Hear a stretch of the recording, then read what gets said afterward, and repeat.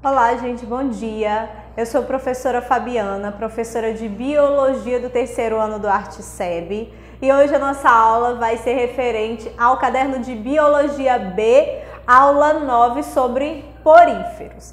Essas aulas, sobre os filos animais, esses filos iniciais do reino animal, elas são revisões, para o terceiro ano.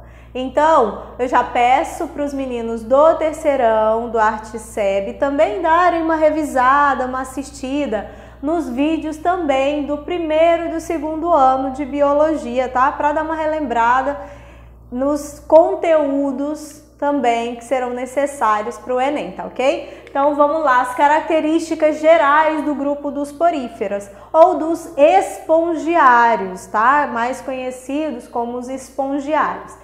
Esse grupo de animais tem como características serem organismos pluricelulares muito simples, tá? Sem uma organização de tecidos verdadeiros. Por isso que na classificação eles são classificados dentro de um grupo à parte dos animais, Ou seja, dentro de um grande grupo dos Parazoa. Os outros animais que já possuem tecidos verdadeiros estão localizados no grupo dos Metazoa ou metazoários, tá ok? Então, se liguem nessas classificações e filogenias. Deem uma pesquisada sobre a filogenia dos filos animais, que sempre cai muito nos vestibulares aí, tá ok? Então, esse grupo em específico de espongiários, eles possuem como uma das estruturas, uma das partes estruturais do corpo, a presença, uma riqueza muito grande de poros na superfície corporal,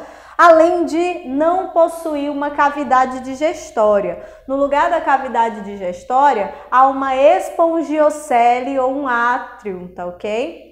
Nós vamos já verificar a estrutura desses espongiários. São exclusivamente aquáticos e sésseis, ou seja, fixos no substrato, e são filtradores, já que eles não possuem sistema digestório.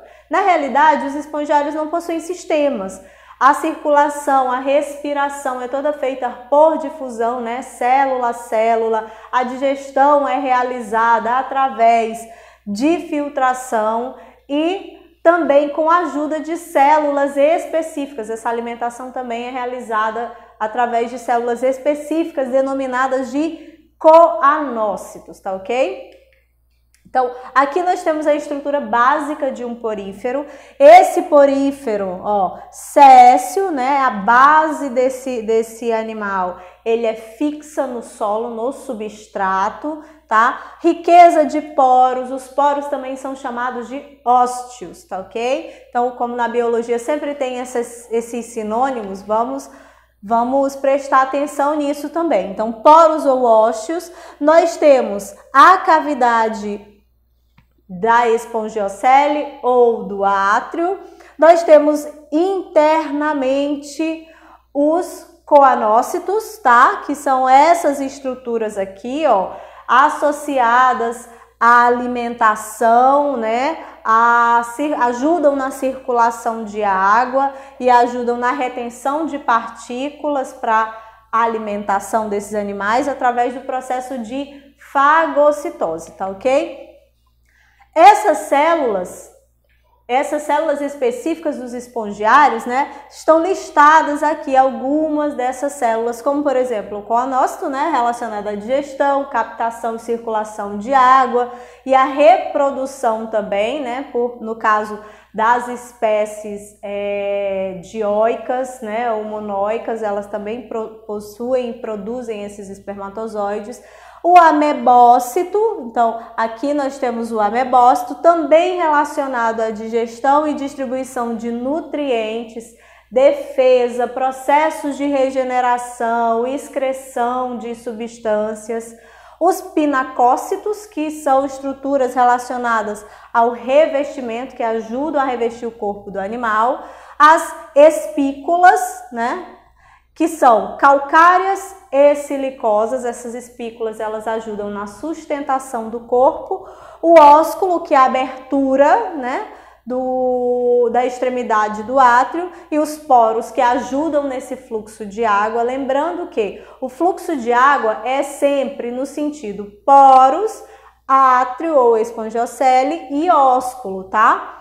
E a mesogleia, que é uma matriz proteica, né, formada de espongina. Então, essas são as estruturas básicas. E aqui nós temos uma fotomicrografia de uma esponja, tá? Mostrando o ósculo, mostrando o interior do átrio, os coanócitos e os cílios desses coanócitos, tá?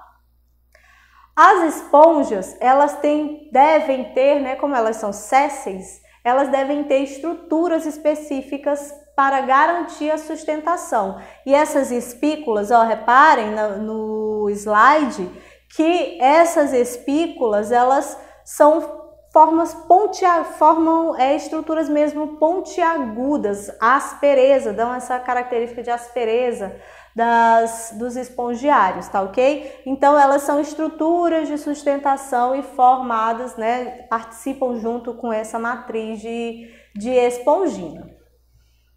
Os poríferos, eles têm 3 tipos básicos em relação à sua anatomia, a estrutura lá, jeitão mesmo estrutural dos espongiários, tá? Os ascons, que são formas mais simples, tem um átrio mais desenvolvido, tá?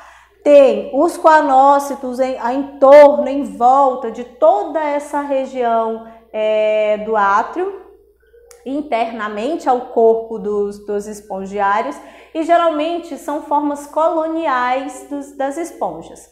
O segundo tipo são os sícons. Esses sícons, eles já possuem uma parede mais espessa e enrugada, formando pequenos canais, certo? Que formam sifões inalantes e exalantes, que servem para ajudar na absorção de água e na circulação de água no interior do corpo. Reparem que nessa segunda forma, nos sícons e nos leucons, os coanócitos, eles se localizam no interior desses canais, tá? Já o terceiro tipo anatômico, que é o leucon, né? Reparem que a parede, né, do corpo desses animais, ela é bem mais espessa quando nós comparamos com os outros 2 tipos.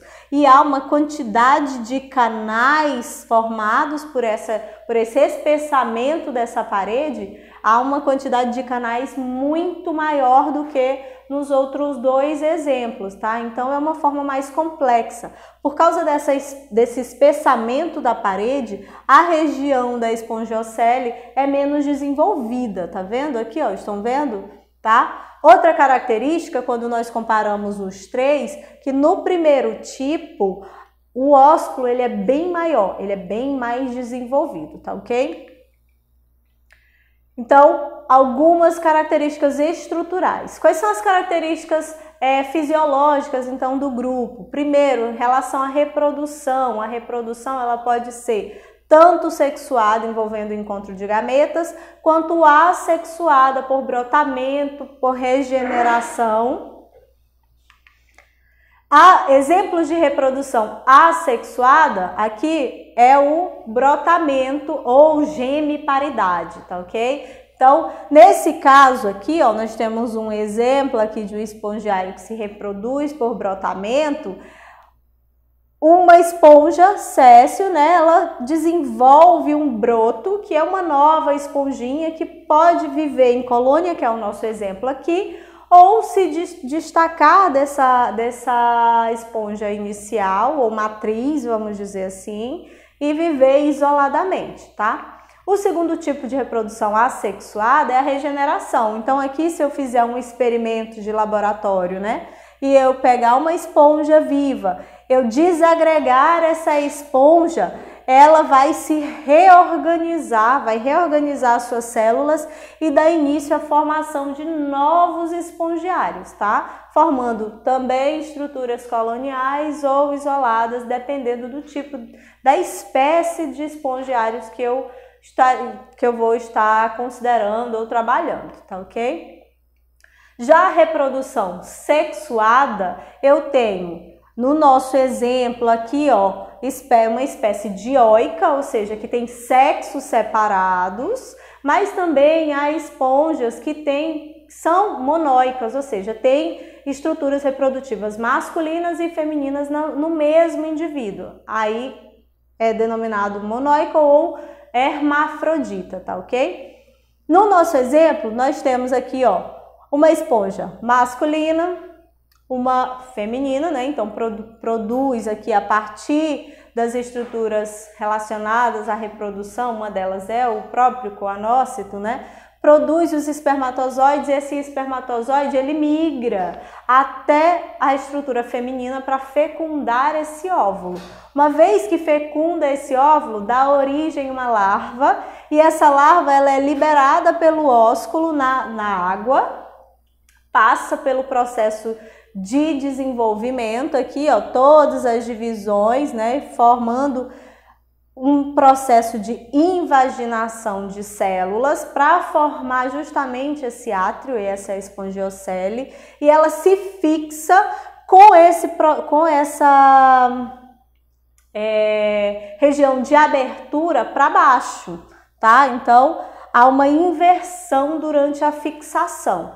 Quando o processo de desenvolvimento se conclui, né, na parte superior, né, no ápice, na parte superior do corpo, há então a formação da abertura do ósculo e formação de uma nova esponja com a sua estrutura típica, tá ok? Então, só a título de conhecimento, vou pedir para vocês pesquisarem sobre as características gerais das 3 classes, né, dos espongiários. Então, classe Demosponge, que são essas esponjas que têm mesmo essas características bem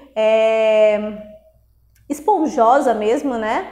A classe calcária, que há uma deposição de calcário e de sílica bem acentuada, então ela é mais rígida, mais dura, mais espiculada, tem uma riqueza de espículas maiores.